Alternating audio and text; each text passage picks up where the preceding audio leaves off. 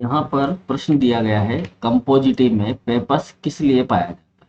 Compositae एक family है और इसके अंदर ये जो पेपस है ये किस लिए पाया जाता है, क्वेश्चन है हमारा। तो पहले तो हम बात करें कि कंपोजिटी जो फैमिली है इसका एक और नाम है कंपोजिटी का एस्ट्रेसी। कंपोजिटी का दूसरा नाम कौन सा है, एस्ट्रेसी। ठीक है, दूसरा नाम है एस्ट्रेसी। एस्ट्रेसी, ठीक है, ये इसका दूसरा नाम है कंपोजिटी फैमिली। ये भी ध्यान रखने वाली बात है।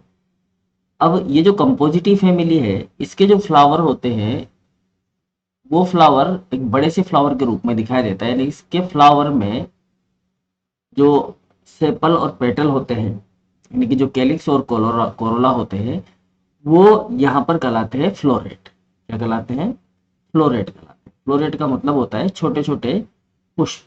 तो इस तरह की स्ट्रक्चर होती है, इसके जो पुष्प होते हैं उसमें ये जो फ्लोरेट होते हैं उनकी स्ट्रक्चर इस तरह की होती है। तो ऐसे बहुत सारे फ्लोरेट इसके अंदर लगे हुए होते हैं, 2 चक्रों में, 3 चक्रों में, इस तरीके से। ठीक है, ये यहाँ पर भी हो सकते हैं ऐसे, इसी तरह से दूसरे कलर में। तो ये फ्लोरेट इसके अंदर होते हैं, यानी कि इसका जो फ्लावर होता है वो इस तरह का दिखाई देता है अधिकतर कंपोजिटी फैमिली का या एस्ट्रेसी फैमिली।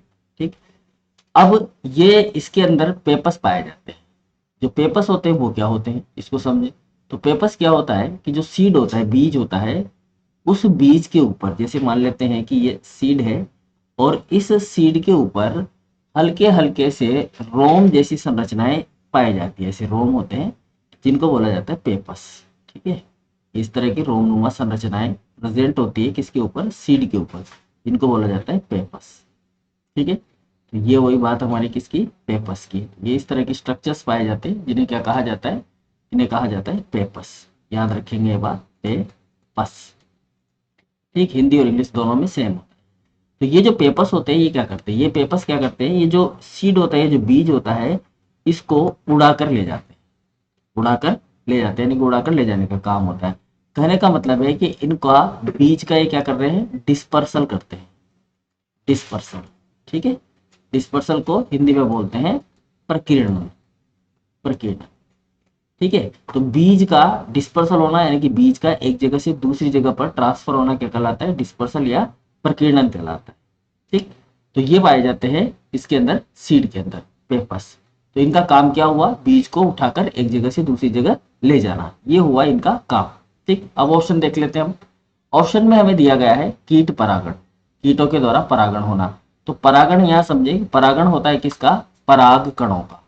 जो पराग कण होते हैं उनका एक पुष्प से दूसरे पुष्प तक जाना, एक पुष्प से दूसरे पुष्प की वर्तिका पर जाना, वर्तिका पर जाना, वर्तिका पर जाना क्या कहलाता है, परागण कहलाता है। ठीक है, पराग कणों का एक पुष्प से दूसरे पुष्प की वर्तिका पर जाना क्या कहलाता है, परागण कहलाता है। तो परागण तो हो ही नहीं रहा, क्योंकि ये जो पेपर्स है वो क्या करते हैं, वो डिस्पर्सल करते हैं। किसका करते हैं, सीड का। ये क्या है, सीड है, यानी कि ये बीजों को ले जाते हैं, यानी कि ये काम करते हैं प्रकीर्णन का। तो ये हमारा ऑप्शन क्या हो जाएगा यहाँ पर, रोंग आंसर।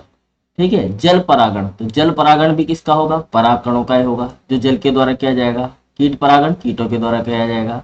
वायु प्रकीर्णन, वायु के द्वारा प्रकीर्णन होना, प्रकीर्णन का मतलब बीजों का एक जगह से दूसरी जगह ले जाना। तो सही आंसर हो गया हमारा ये नंबर 3। ठीक है, ये चौथे वाले ऑप्शन में भी दिया गया है वायु परागण। वायु परागण का मतलब क्या हो गया, वायु के द्वारा पराग कणों को ले जाना। ठीक है, तो यहाँ 3 ऑप्शन तो परागण ही है, तो इसलिए तीनों तो यहाँ पर कैसे, परागण की वजह से खारिज हो जाते हैं। तो सही आंसर हो जाएगा हमारा वायु का प्रकीर्णन, वायु द्वारा प्रकीर्णन।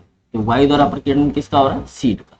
ठीक है, तो कंपोजिटी में ये पेपर्स पाए जाते हैं जो सीड को एक जगह से दूसरी जगह ट्रांसफर करने का काम करते हैं। Okay, thank you.